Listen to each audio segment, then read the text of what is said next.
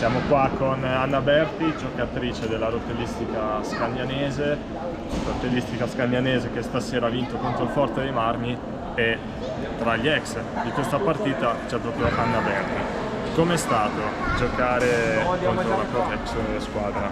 Beh, è un'emozione sicuramente, ma c'è anche tanta stimolazione nel vincere.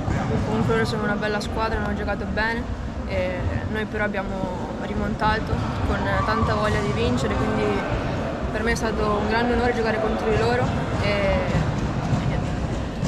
La scorsa settimana avete perso per 7-2 contro il Remscheid in Champions League, e com'è stato dover ripartire da un risultato così negativo?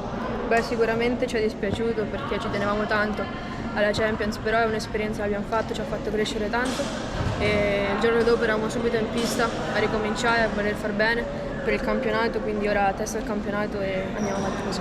Ok, perfetto, grazie mille.